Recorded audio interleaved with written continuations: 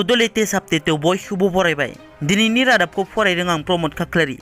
गिबि निउसआव दङ बावैसो सान सिगां जालांनाय राज्य सभानि बिसायख'थियाव देरहासार जानो हानाय बिजेपि दोलोनि बिजाथि पबित्र मार्गेरिटा आरो इउपिपिएल दोलोनि बिजाथि रोनगोरा नार्जारी बिथांमोना राज्य सभानि एमपि महरै समायखिरा लाबाय।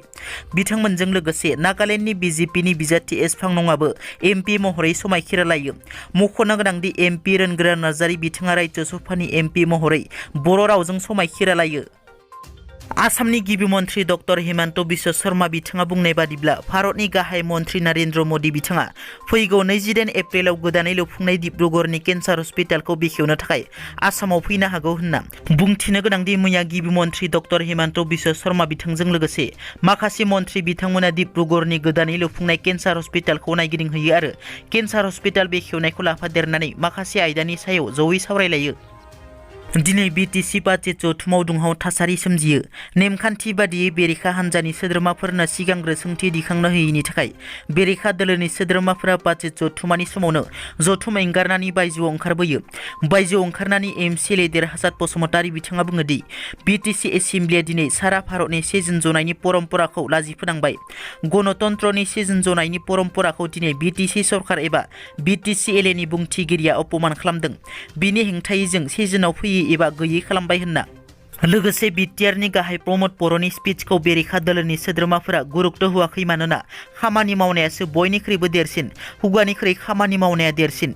खुगाजों स्पिच होनानै गोदै स्पिच होनानै नंखाय बाखाय स्पिच होनानै बिटिसिनि रायजो राजानि मेगनाव हाद्रि सारनानै बिटिसि सालायनायखौ जों गुरुत्व होआ होनना एमसिएलए बिथाङा रोखा बुंथियो।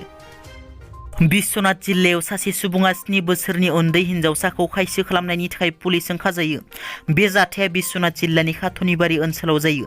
मिथिनो मोननाय बादिब्ला उन्दै हिन्जावसाखौ खायसो खालामग्रा सुबुंखौ गामिनि रायजो राजाफोरा हमनानै मोखाङाव रं फोननानै गोदोनायाव सेन्देलनि माला गानहोनानै बेरायहोयो।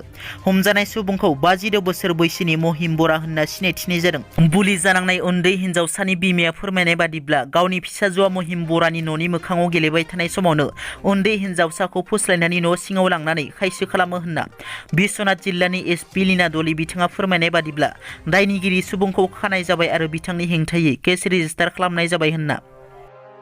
बिटिआर गोरोबथानि 6.3 दफाखौ थाबैनो मावफुंना होनांगौदि बिटिआरनि गुदि आरो गेजेर फरायसालिफोरखौ सरखारि खालामनायनि गेजेरजों फोरोंगिरि गैयै फरायसालिफोराव फोरोंगिरि थिसननांगौनि थाखाय अल बिटिआर एलिमेन्टारि टिचार एस'सिएशनआ बिटिआर सरकार आरो आसाम सरकारनि बेरेखायै क'क्राझाराव 3 घन्टा सोमावसारदों। प्रमद बर' मिसलिया बिसायख'थिनि सिगां खोथा होनायखौ मानिनानै ला, फोरोंगिरिफोरखौ लानानै राजखान्थि सोलिनाय नङा बायदि स्ल'गेनजों ओनसोलखौ गोमखांहोयो। दिनैनि रादाबा एसेनोसै। नोंथांमोना जुदि आंनि चेनेलखौ दासिमबो साबस्क्राइब खालामाखै, अन्नानै साबस्क्राइब खालाम।